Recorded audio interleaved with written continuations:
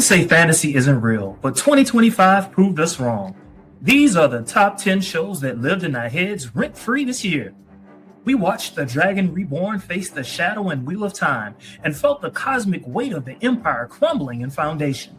But nothing hurt quite as beautifully as the toxic, immortal longing and interview with the vampire. It wasn't just TV, it was a psychological trap. Then reality hit. From the raw hustle of starting five to the social experiment gone rogue and Love is Blind, we saw the best and worst of us. And for the music fans, building the band showed us exactly how much ego it takes to make a hit.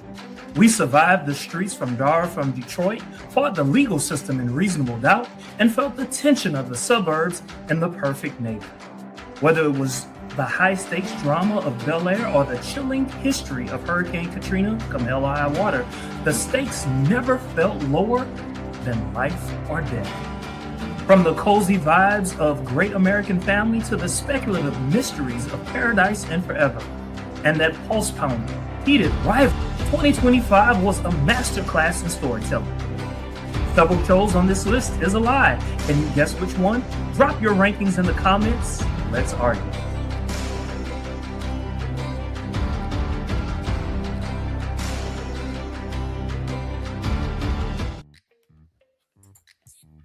Michelle. Hey. So we're doing our top 10 of the year. I definitely have a lane in which I love, and then there's a lane in which you love. And every now and then they kind of, they merge together because we've seen each other's lists. I was surprised by what we had in common. They weren't like 100% in common, but it was like, oh. And then you reminded me of some shows that I had watched, and I was like, oh, I love them, but I'd already shared them with you because I would have changed it real quick. It's good to have some variety. All right, so let's get into the first thing that we're going to do is we're going to go with the honorable mentions. Michelle, what you got? Yeah, so as you mentioned, we were doing the top 5 of 2025 that we thought must watch great shows, and I started going from memory to kind of see like what do I remember thinking like that was really good. And of course, I ended up with more than 5. And so I did go back and try to like look at the streaming platforms to see if I could remember anything triggered my memory. But when I got through the list, I was like, oh, all of these can make the top 5. So I had to go through and see which ones will make the top 5 and which ones I just want to mention because they were great shows. The first was Bel Air. Have you seen Bel Air? I did, season 1. So they made it to the final season now, but I just felt like it was, for it to be a reboot, it's very different than the original one. But I fell in love with the characters. They were all beautiful. The men, the women, everybody. It was a nice looking cast. And I just liked the way the plot kind of panned out, how they kind of waved in, old characters from the old show into the new show. But anyway, if you haven't seen it, just go see Bel Air. It's on Peacock. The other one is A Great American Family. And so I'm trying to think of how I even came across this show, but I don't know if it was a preview or it was a commercial from another show I was watching, but it's on Hulu. It may be on other streaming platforms, but it's based on a true story about this couple that adopted a little girl that had dwarfism. And as they lived with her, they were trying to determine, okay, is this girl really 7 or is she 27? They were trying to figure out how old she was because she was doing what they thought was very adult things. She was manipulating. They made it seem like she was even coming on to the, father and things like that. And so each episode was from different people's perspective. And so some were from the mom's perspective, some from the dad's, and some from the actual child, because I think it was determined she was a child. But it was crazy, and the fact that it was true. I even watched like the documentary with the real people to get the background. But based on that documentary, what I saw was pretty close to what they said, like in the documentary. So if you want to go on, like, I can't believe this really happened, Great American Family. The other one was a more recent documentary called The Perfect Neighbor on Netflix. Did you get a chance to see that one? It's one of those where, No. okay, I liked it, but I did not want to be my top 10 just because of what it dealt with. But it was basically in, I think it was inner city, maybe Florida. I can't remember. I think it was Florida. But it was this older white lady who stayed in the neighborhood with a bunch of Black kids. And of course, kids are going to play. They may be loud. And there was an empty lot next to her, that whatever she was renting. She stayed calling the police, and they had police body cams of every time they went to her house and what she was complaining about. And they'd go to the people and get the true story or whatever. Long story short, one of the moms who was in one of the scenes with the police cam went over there one day because she had done something to her child to confront her, and the lady ended up shooting her and killing her. And it was so sad because they have all of this on police cam, not the shooting, but the kids' reaction when they find out that the mom actually passed. I mean, it was awful. And then what happened or didn't happen with the lady. But anyway, so it's one of those where if you just want to watch a documentary, it's a good one. It's definitely a. Oh, you don't want to tell us what happened? No, I'll have to watch it. You like spoilers. Everybody doesn't like spoilers. The other one that was kind of sad, and being from Louisiana, a lot of people say they didn't watch this one, the Hurricane Katrina come hell or high water, because they said they experienced it. They don't need to see it. I don't want to be reminded. Yeah, so I was in Wisconsin at the time, and I had an idea because my brother-in-law's family is from New Orleans, and they came to live with them, while they were getting things together. So you would hear stories, and they also escaped, so they weren't there on the ground when everything happened because, just I guess semi-funny story, but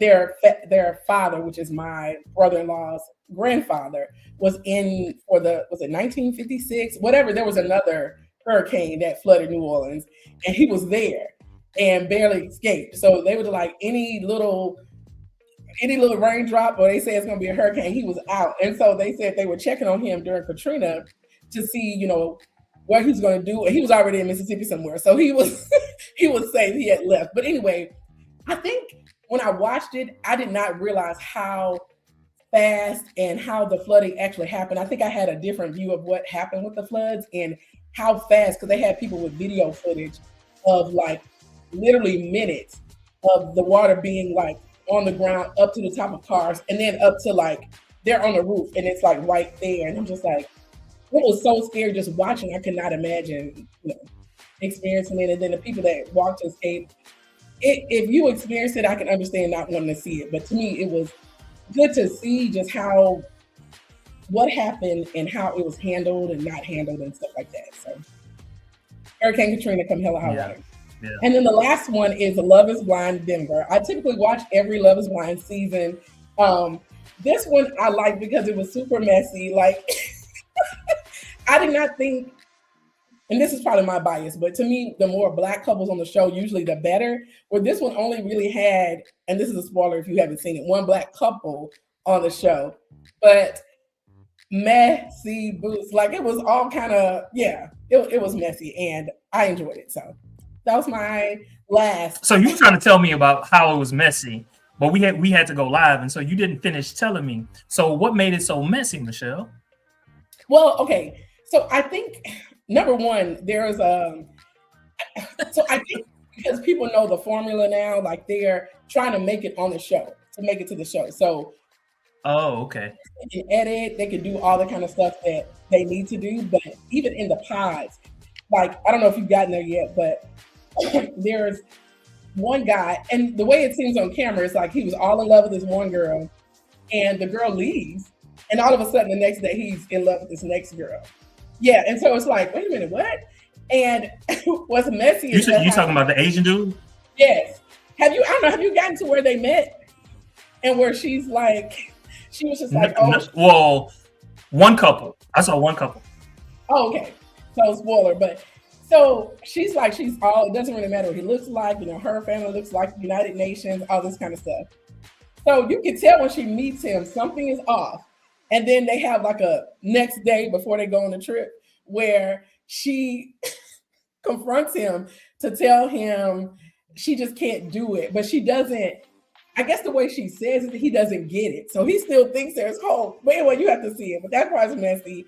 The I don't know. I feel like each couple, because there's another guy that kind of switches girls at the last minute, and the girl he chose is very insecure. When she gets drunk, she is a mess. And I'm gonna let you tell me, like, as far as your gaydar, but it was like ringing the alarm just loud and strong for me. But you have to let a lot of them.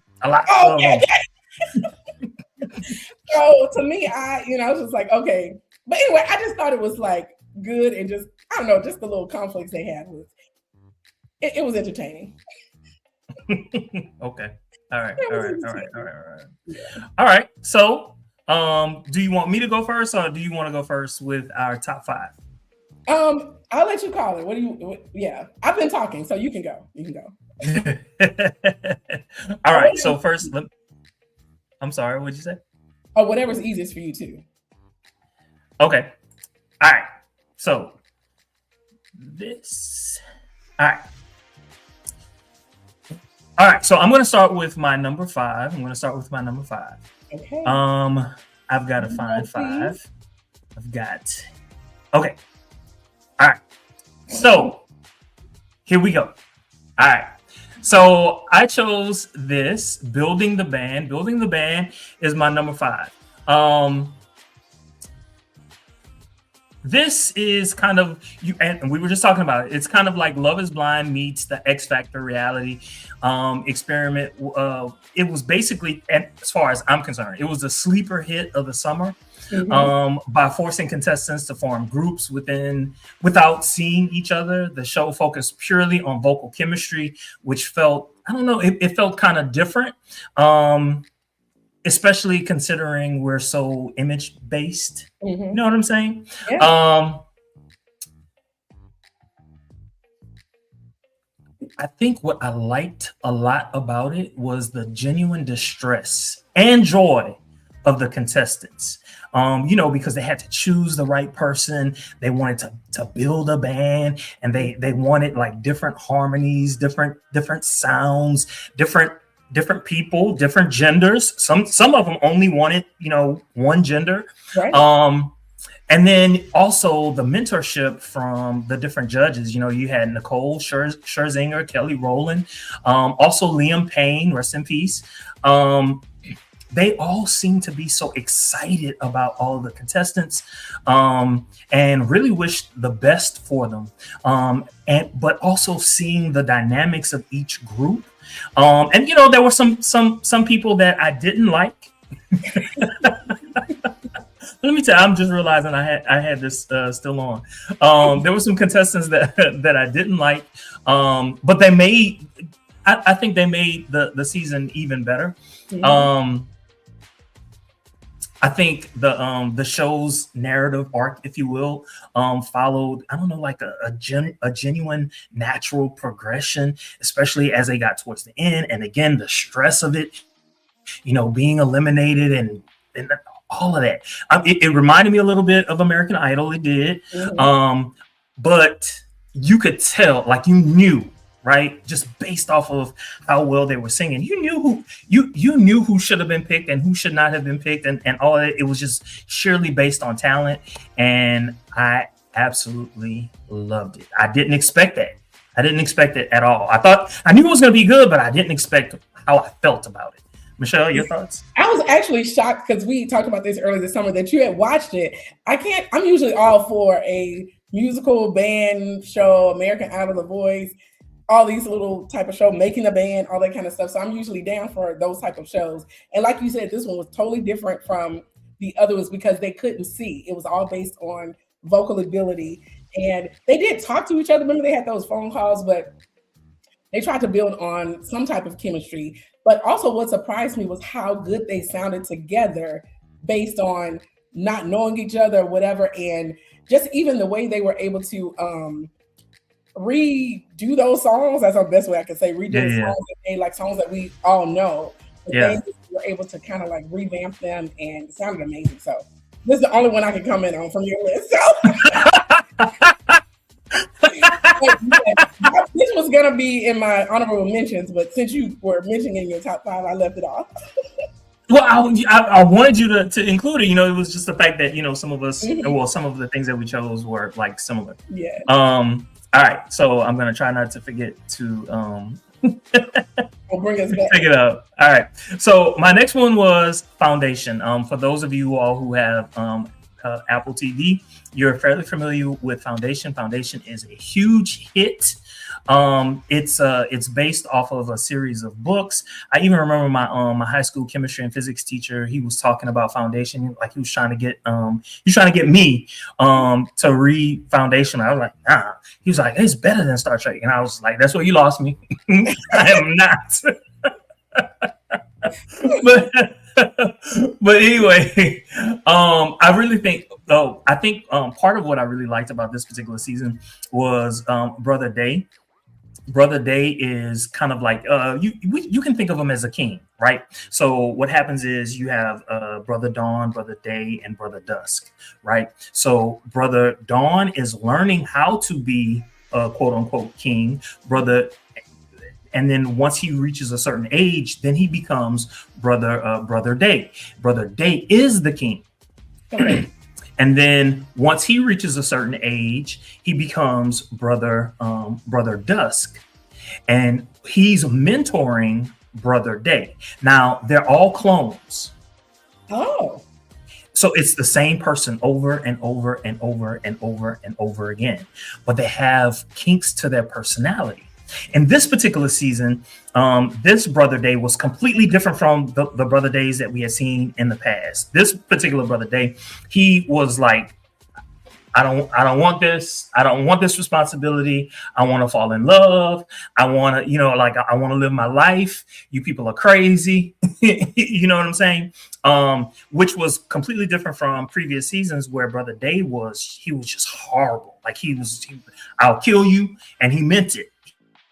He was going to, just all of that. But you also had other plots going on, right? What's happening is yes, Earth is part of their empire, but they have other worlds as well. Well, there was this man, Harry Seldon. He basically said, our empire it's going to fall. Like all empires eventually fall, and he was trying to get them to make some changes so that even though the empire was going to fall, it wouldn't leave them in a bad situation. But the Brother Day is like, nah, the empire will succeed, no matter what. So he exiled Harry Seldon. Harry Seldon formed the foundation. Yeah, the foundation. But the foundation was basically on the outskirts of, let's call it the galaxy or the universe. All right, whatever. The outskirts. Mm-hmm. But what's happening is in this particular season, there's a third element, right? And that third element is the mule. The mule, he has powers, and he can make people do whatever it is that he wants them to do through love. And so the foundation, they're trying to kill the mule, and it's more than just the foundation that's trying to kill the mule. The foundation and the empire are working together, because what the mule is going to do is he's going to take over everything. He's going to take over the foundation. He's going to take over the empire. And so it's a good, like, I just recapped like 3 seasons for you. Okay. Which is why it's like, it's a lot, right? It is a lot, but it's a really good story. So Foundation is my number 4. Okay. Right. Now, would you say that it, now that you're, watched it, better than Star Trek, or is it the same? So what's good about it is that it's, even though we're talking about a lot of different worlds, everybody is human, right? And so there aren't a lot of different aliens, if you will. It's just different people living in different worlds, but you can transpose worlds and make them different countries, if you will, with different interests, different resources, and those people with different interests and resources are competing against each other, and you could think of it as a modern day United Nations, if you will, and everybody is just fighting for their piece of the pie. Mm. And so in that way, it's better than Star Trek. But Star Trek, in my mind, it the story can change with every episode. And so on one hand, yes, the foundation is good. On the other hand, Star Trek is good as well. It's just about what you like. Okay. Okay. Never heard of it, but like I'm caught up and could actually watch it. Okay, foundation.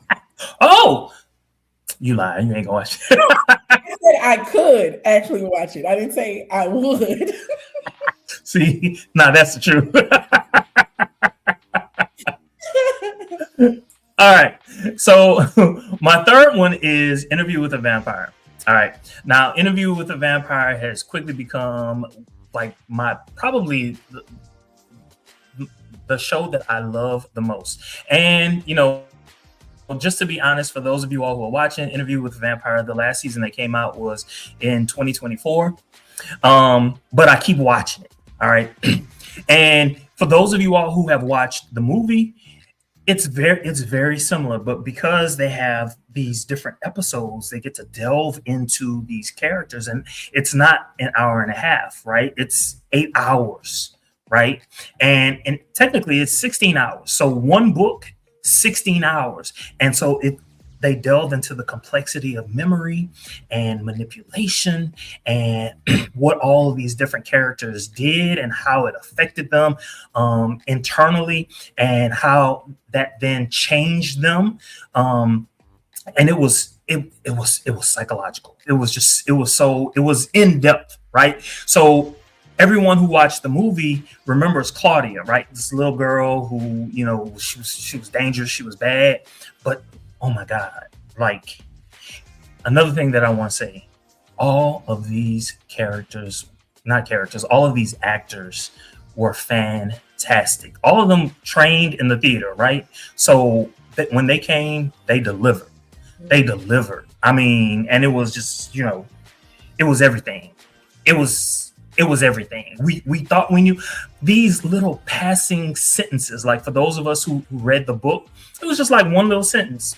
But they made a whole television show, like 1 hour, based off of this one little sentence, and it was just like, yes, thank you, because you know, like it's like I've been basing what I understood about this, and other people are like, no. They went into it and they made it live, and it was like it was awesome. It was fantastic.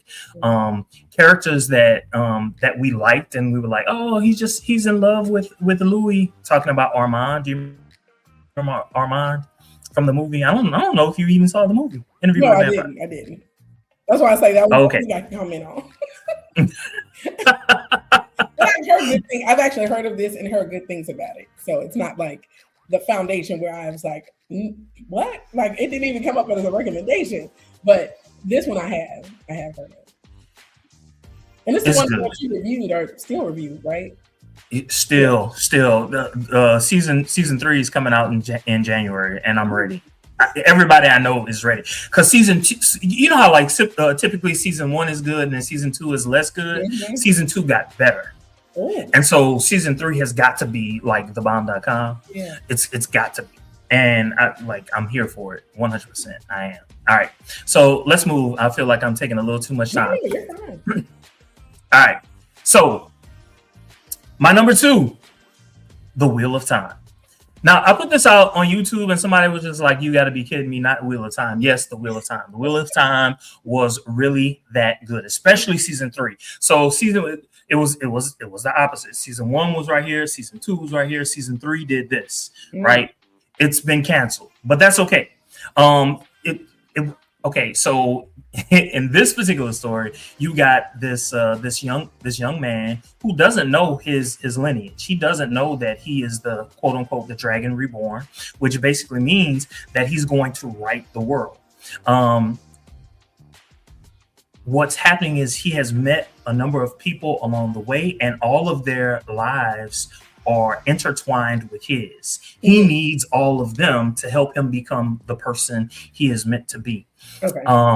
and it's a wonderful show. Like, obviously it's fantasy, right? Because he has powers, they have powers, their powers are not like his, and then so he's on the side of good, and then you have all of these people who are on the side of evil, who all they want to do is kill people, kill. All they want to do, him and his friends, is they want to save as many people as possible. But sometimes along the way, some people do die, right? It's not like they like it; it happens. And so they're very self-reflective. So to right the wrong, does he need the bad people and the good people, or he just needs the good people to right the wrong? He needs the good people to right the wrong. Now, he does use one of the bad people to help him do that. And that one person that he uses is in love with him, or I should say the person that he used to be. So think reincarnation. Gotcha. So people are reincarnated over and over and over and over and over again. So in one of his past lives, he actually was in love with one of these evil people. But she's still in love with him after these millennia, right? Okay. It's awesome. It's awesome. Now, why do you think the person, whoever said, "Are you kidding me, Wheel of Time?" Why do you think they said that? Because of seasons 1 and 2? Probably. And I'm not gonna lie. So season 1, it was one of those shows that you're gonna fall asleep on. So you turn it on so that it can help you fall asleep. Yeah. And so I turned it on, but it just so happened, like one of the last episodes I woke up on, like when you wake up to use the restroom, and I was like, and then like it's just a lot of stuff going on, and I was like, oh, that's why this happened in this particular episode. So I had to go back and I had to watch, and then I started reading the books, and it was I was like, I couldn't wait for season 2, and it was good. It's been good. It's been good. All right, I know that fantasy and sci-fi is not your thing, so I applaud the fact that you're indulging me right now. No, I love it. You're so excited and passionate. Well, that's great. Yeah. All right. It's reality. So this is no longer fantasy or sci-fi. This is actually almost all of the television shows that I chose were based off of books, and so was this one. Okay, so my favorite show of the year is none other than the phenomenon Heated Rivalry. Michelle, are you familiar with Heated Rivalry? No. No, never heard of it. I'm looking at these characters, these pictures. Yeah. What's the okay? What's the what? What streaming platform is it on? HBO Max. Okay. I guarantee you something came up because you're on social media. I'm on social media.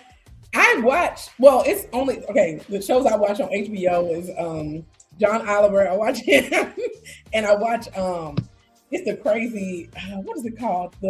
It's like the church people that. It's crazy. I can't even think of the name of it. It'll come to me later. But so I think because of that, this probably hasn't even come up. Okay. So Heated Rivalry is about these two hockey players. Mm-hmm. They just meet randomly. Like both of them are like at the top of their game, same age relatively. One goes to the other. He just wants to introduce himself, but he's kind of awkward, right? The other one is Russian. And he's like, what are you like? Okay, all right, yeah. But the more he talks to the awkward one, the more he gets a sense that, oh, you're gay. Mm-hmm. The Russian is gay too. And both of another part to it. This happens in the past. This happens. It starts in 2014, something like that. Oh, that. So yeah.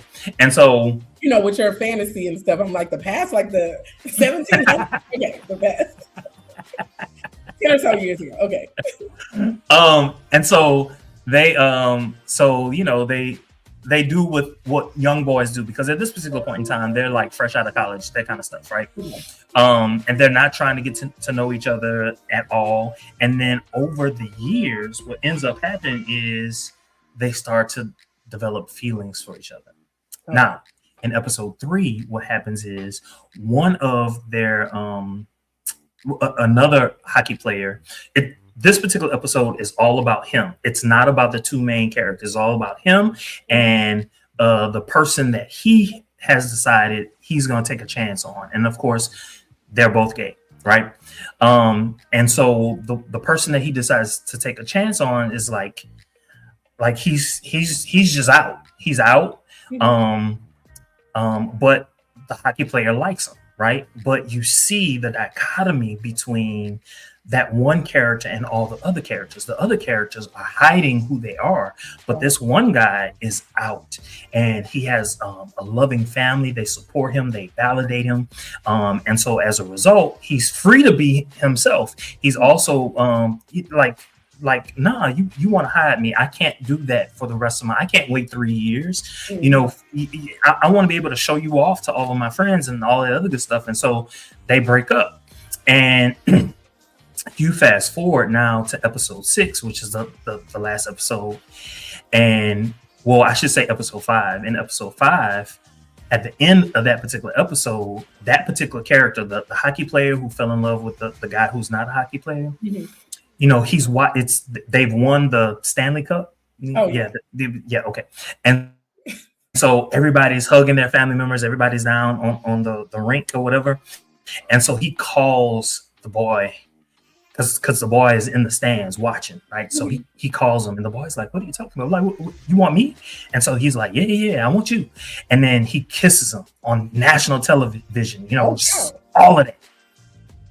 And so the other two hockey players, they're not playing, right? They're watching it from their respective homes. And the Russian, he calls the other guy. The other guy had invited him over to his house for the summer, like 2 weeks. It's just going to be the two of them. And they're scared. They were scared. When he kisses the other guy, it gave them permission to be themselves. And it was just it was like, and it also talks about like some of the stuff that, you know, like typical gay people go through, especially in that particular situation.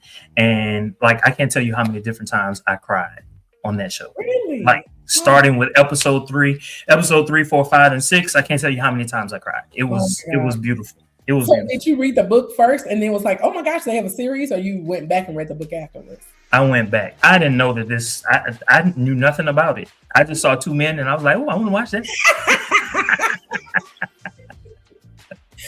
Wow. So I don't know, just because it sounds almost like a love story with just some complications throughout. It sounds like, now that's something I probably will watch that. I probably will watch that one.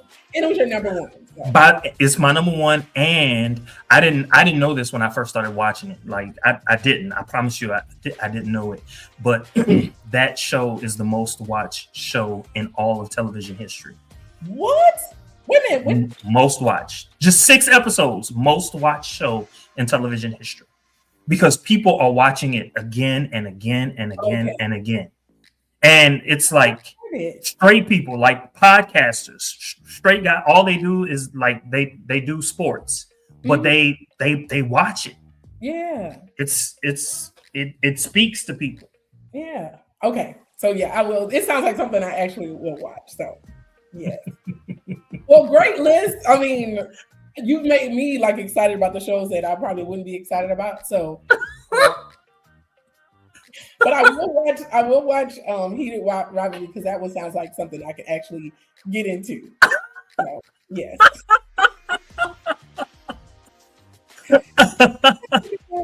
Yeah. So, you said you released your list on already, so people could see, and they were commenting on it, or they were talking like from the intro. From the intro, yeah. Gotcha. So, okay, well, we can do my top 5. Okay, here we go. Drum roll. Number 5 is... Okay. Let's see if I got this right. Yep. So this is the starting 5 on Netflix. And the reason I think I chose this is because for me, I'm not that I'm not into basketball. Like, I don't really watch it. I may every other year or so, like, catch a playoff, if I'm with family and they're watching a game, I may watch it. It's not that I'm anti-basketball, but I don't keep up with it. And so this particular, have you seen this? No. Okay. I'm trying to think why I even started watching it. It kept coming up. So I was like, oh, let me just watch it. And I started watching it on the plane. That's what it was. And I was just like, this is actually good. But the first season, they follow like 5 basketball players. Of course, I was familiar with LeBron James. I was not familiar with Jayson Tatum. I was not familiar with Anthony Edwards. I was not familiar with, who was that? Jimmy Butler. Their faces looked familiar, but I did not know them. And it follows them throughout the season, but it like goes home with them. They are mic'd up all the time, so you hear them on the court, like going back and forth. So you get to see how they interact with the other players, how they talk trash, how they like actually are friendly with the other players. And I don't know, to me, I thought that was interesting, even to see like how hard they work, how they prep their bodies before and after the games, and stuff that I never would have imagined that they do just to make sure at the where they need to be. Or people that like LeBron, who, you know, people can argue that he's the greatest of all times or whatever, but how much work he still puts in as, you know, he's getting older, but just like he's still great in the work he's putting in. He's still a good father to the kids. And they even go through, because I think were they filming the time his son, or I know they talked about the time his son like had that, was it a heart attack or something where I don't know if you remember his son when he was in college and he passed out, almost died. Yeah. It was something with his heart. And in any case, I thought it was just so good. It was a feel-good story. Because I don't follow, it's from like the previous year, and I'm on like pins and needles trying to see who's going to win the playoffs from the year before. They follow it all the way through or whatever. But I don't know. If you just want something just to kind of, it's very easy watch. You're going to laugh. You're going to enjoy their different personalities.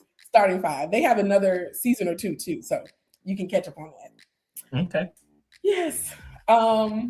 Yeah. Okay. Next. Well, but you know what? That was a nice segue, because we were talking about sports before, hockey, and then we went to basketball. That was a nice segue. Yes. Yep. Number 4. Forever on Netflix. Yes. So this stars Lovie Simone and Michael Cooper Jr. And those who haven't seen it, they're childhood friends that reunite as teenagers.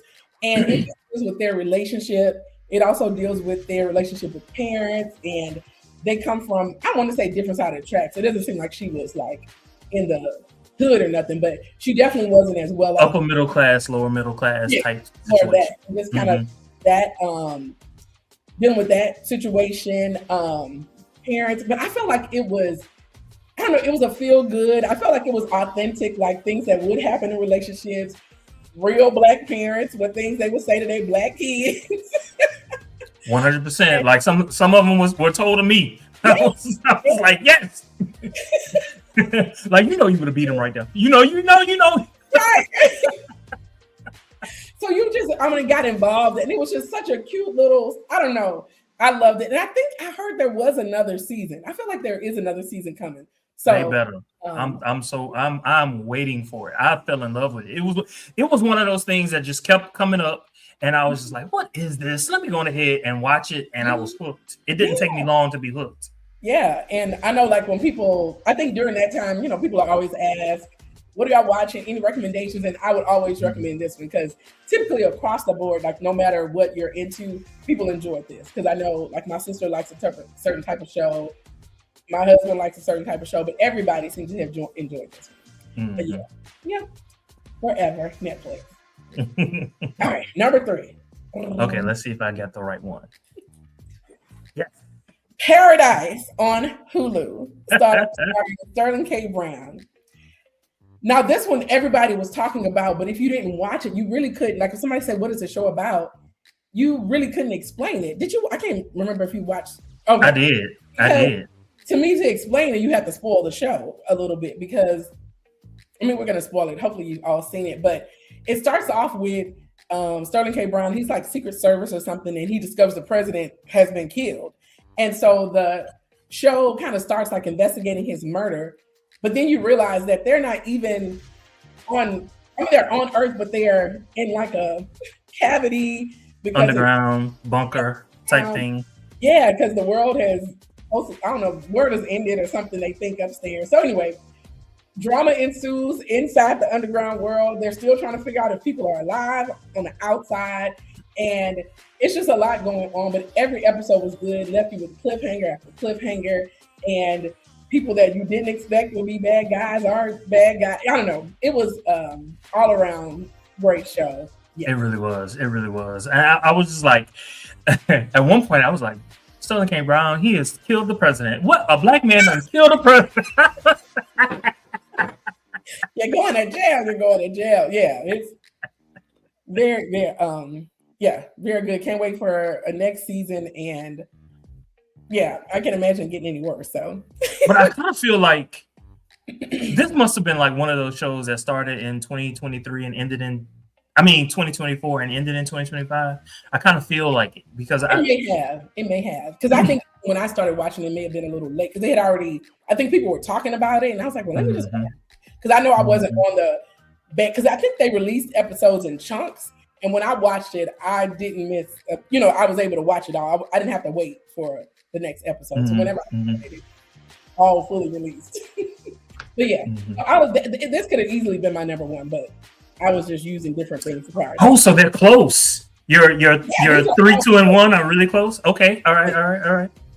So all right. So let's go to the next one. All right. Reasonable Doubt, Hulu, starring Emma Yahtzee Corinaldi. I think that's how you say it. McKinley Freeman, that's the husband there. Morris Chestnut, also, he's more prevalent in season 2. He's a little bit in season 3. And Joseph Secor, I don't know if you watch Power, but he played Tommy. He's more prevalent in this current season. But, go ahead. No, I just want to say I saw season 1, I saw season 2, and I just want to say that her husband, number one, I don't know if he's weak or strong, but that's a sexy ass man. He is. That's all I want to say. Unassumingly, it's not like to me, like Morris Chestnut exudes it more, but he's like unassuming. You just like, I don't know. To me, he grew on me almost. I was like, yeah. And this season, I don't know if it's the hair, but he's full on, giving. But anyway, the premise of the show is the Emma Yahtzee, she plays. She's a attorney. She's a lawyer, criminal attorney, and she's helping to solve crime. So she's always defending the person who's murdered, or you don't know if they murdered or not, but they are accused of murder. And the season is going through with her doing the trial, trying to figure out, who did it. And that's one part. But then her life is messy because just her relationship with her husband, outside stuff. They start out separated, getting back together, outside babies. It's a lot going on. And then, their kids, and then even her parents are issues. So it's just a lot into one show. It's also run by a Black woman. Everybody in the room, the writers, everybody, directors, everybody's Black. And it shows through the show. The music is very Black and very like, hey, I forgot about this one. It's just like, and the scenes, I just feel like it ties right into the scenes. Some of the songs I hadn't heard before, but just even looking at the lyrics, it's like perfection for, I don't know. If you haven't seen this one, definitely go watch it if you're not doing it. I even like her relationship with her friends, as kind of sort of toxic as that might be. To me, it just seems so. It seems so real. Yeah. It seemed like I remember my mom talking to her friends, and like the conversations were very reminiscent. Or like sometimes like our friend group, I might have been like in another room, but I'm hearing y'all talk. Y'all talk the same way. Yeah. Yeah, so it's a great show. So definitely recommend. And my final number one show of 2025. Let me make certain. I think this is it. All right. Released in 2024. I can't remember, but I watched in 2025. But it's still good and still out there. Okay. Diarra from Detroit. Now, this is not a show that I hear about often. I'm trying to remember. I think I was listening to a radio show and she was on there talking about it. And I was just like, okay, let me just check it out. It's so different. So the premise of the show, Diarra Kilpatrick, she's actually, well, you're more into politics. You remember Kwame Kilpatrick? He was like the mayor of Detroit years ago. So this is his sister who and stars in the show. Okay. Diarra, and she's like divorced. She's a teacher, and she goes on this Tinder date with this guy. It goes extremely well. You know, like it's like great. It's like, okay, second date, whatever. The guy ghosts her. And so it starts off with her trying to figure out why did he ghost me, and turns into almost like an investigation of this little boy from elementary school that went missing and they never found him. So she's looking for the Tinder date, and it turns into her trying to find, because she thinks it's him that's come back. It's very different. Somehow the underworld mafia of Detroit gets in it, and it's also funny. Like, you're gonna laugh. It's so different, but it was so, I don't know, it was really good. And I'm not from Detroit, but you know how, like, if you watch a show from Louisiana, you can appreciate some of the things they put in there that other people may not get. Mm-hmm. So I have friends from Detroit. So some of the stuff they threw in there, I was like, oh yeah. But I'm sure I missed a lot of Detroit things in the show. So if you're from Detroit, you're going to absolutely love it, because it's, you know, it's going to feel like home. But I don't know. To me, I loved it from first episode to the last one, because it was like a dark comedy, but investigation. I don't know. It was very, I loved it. So definitely check out Diarra from Detroit. I watched it on Amazon Prime, but I think it's actually BET Plus, because we have our BET Plus through Amazon Prime. Yeah, I think it was I think it first aired on BET Plus. Well, it's not shown right here. Let me see. I think I did one for yeah, I think it's BET Plus. I think I deleted that part from the image, but it's BET Plus. But yeah, you might have watched it on Prime. Okay, and it's just one season. I think it's like 8 episodes, and the way it left off, I think I don't even know, she may just do a totally different show. It's not one that you're like, oh, I wonder if it's going to be a season 2, because it kind of wraps up nice in a bow. So I don't think it's going to be a season 2, but if so, I'll be there. She might go on another Tinder date. You never know. Okay, who knows? But yes, I'm so happy we got a chance to do this. Well, let me ask you this question. Mm-hmm. Which one on my list surprised you the most, good or bad? I think it wasn't bad, but I think the one that surprised me, which we probably talked about, is more of the Build a Band show, because to me, I don't know. I guess I don't think about you watching those type of shows like Building the Band. To me, the all the fantasy otherworld stuff doesn't surprise me at all. The gay hockey players doesn't surprise me. But to me, I knew you watched it, but even it being part of your top 5, I think that surprised me. Even though it was a good show, I totally agree with it. That surprised me more. Yeah. It was a really good show. Huh?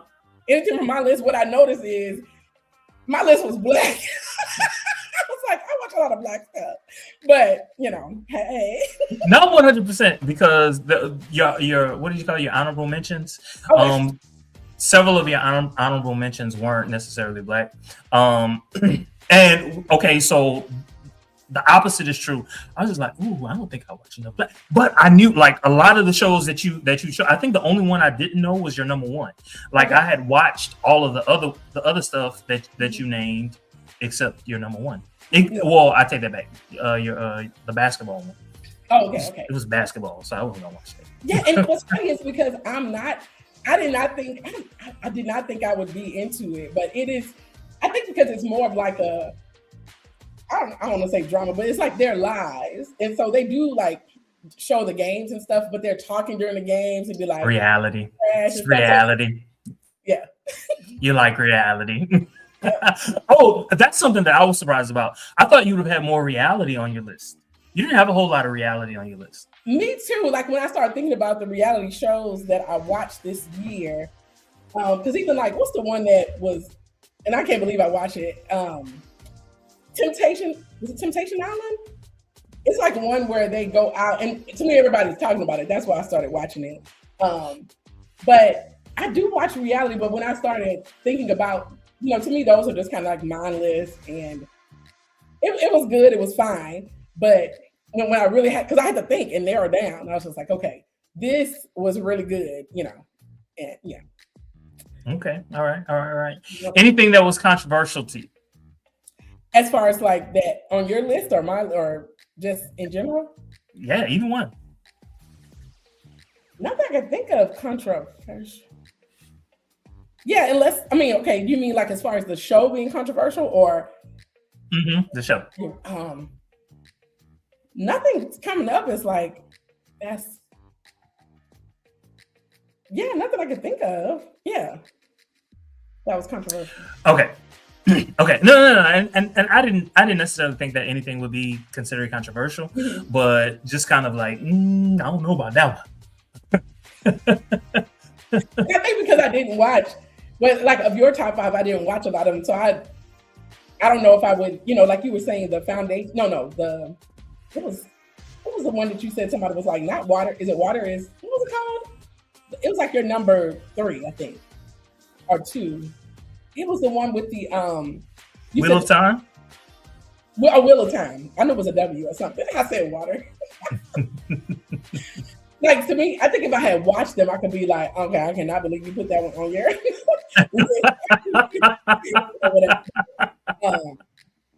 Yeah, because even like when I think about like even this season of Big Brother, like we watched that, or even like the Housewives or Married to Medicine that I watch, they're fine, but to me, not top 5.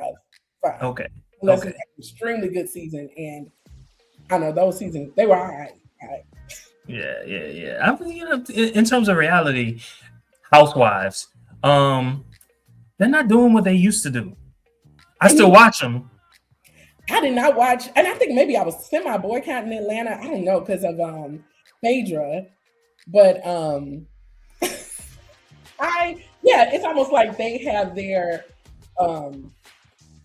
formula, so they know, okay, we're gonna go out to dinner, we're gonna argue, we're gonna go on vacation, we're gonna fight, so it does seem kind of repetitive, or not even scripted, but it's like, okay, we know what's gonna happen, or is this even real? Are y'all really fighting, or y'all, but people still get on nerves. Let me ask you a question.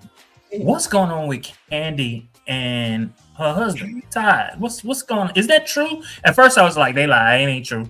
But is it true? That is true. Now I'm not going to ask. And when I ask the question, I'm really asking, are they getting a divorce? Yeah. I don't know what's happening. Like I hear stuff on social media, like YouTube, and to me, all of that is just fake.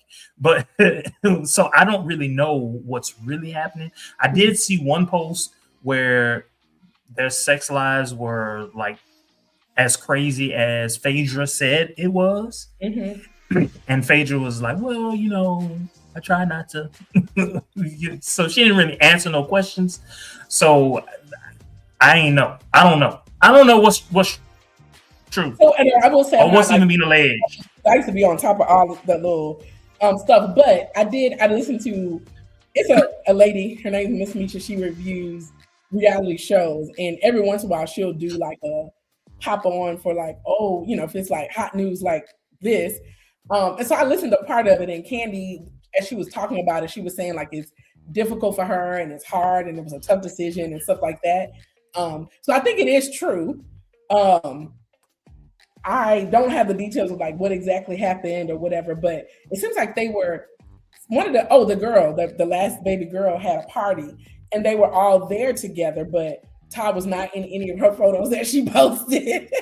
But they were both, there for the baby at the party. But I don't know enough about it, but it is messy. And to me, I was hoping they would stay together because, I mean, they were together a long time considering, Hollywood and all the stuff with her mama and the drama, all that kind of stuff. Yeah, I would think they would be together, but yeah, Andy had to drop. And I think, she definitely had a prenup because that was a fight at the wedding. So hopefully she well protected. He's made a little change off of her since he got there. I don't know how those restaurants are they still around? I don't know enough about it to say one way or the other. Oh well. I was hoping for him. I was listening to like an old show. I was listening to, everybody's doing like reruns for the end of the year for, I ain't say everybody, but this radio show I was listening to. And I just happened to be listening on the way somewhere. And this girl, this was back, must have been 2019, but she wrote a book. I don't know if it was a show called Starting from the Bottom that it must have aired years ago. But one of the characters was somebody that Phaedra dealt with. She was like with Apollo, Phaedra, and this other girl or whatever, but she took the fall for stuff that Phaedra did. So she wrote a book about it, and I think Phaedra sued her for like $30 million. And she was fighting, and they finally dismissed the case. But it was interesting. I don't know, I've always had a feeling about Phaedra. She just rubbed me the wrong way. It's just kind of like, I can't put my finger on it. So it could be that, you know, she's a criminal, but she's a lawyer, so she know how to protect herself. But it was she's shiesty. Mm-hmm. Yeah. But yeah. Okay. Yeah. Right. So any other than that, the show you were talking about, Foundation? Anything else you're looking forward to watching in the new year? Oh, Interview with a Vampire. Oh, Interview with a Vampire. I thought it was Foundation. Yeah. Interview and look, I'm counting the days. It's 15 days, baby. Can't wait. 15. Yeah. So okay, cool. Yeah, no, nothing. I have to figure out that show because it's bothering me. It was like it's a crazy show on HBO Max that I mentioned. It's like I want to say the Righteous Gemstones. Have you seen that? Oh my God. It's so stupid. So don't even worry about it. It was in my head. It's this white like mega church family and their kids, and it's weird, but it's funny and so stupid. But anyway, I just it's one of my like go to sleep shows because it's so stupid. Like the Chrisleys? I guess I like it. I was like, come on now. Yeah, scripted, but yeah. So. Oh, well, any New Year's plans? No, really, I'm supposed to be getting ready for work. I teach one class. And so I need to do my lesson plans. But I've just been. I told myself, each day I'm gonna spend an hour or two. I ain't done nothing. We got a couple more days. We can now Sunday night. Spend all that time. Yeah, we don't have. I'm trying to decide if we're gonna be at home. We're gonna do church. I know I don't want to be out tonight. For some reason, I just don't want to be out like driving at midnight. Mm-hmm. So we'll figure it out soon enough. Okay. Yeah. All right. Well, you have a happy New Year. Everybody else, Happy New Year. Same to you, Michelle. Same to you, Michelle. Until next time, don't forget to like, comment, and subscribe. Y'all have a good one.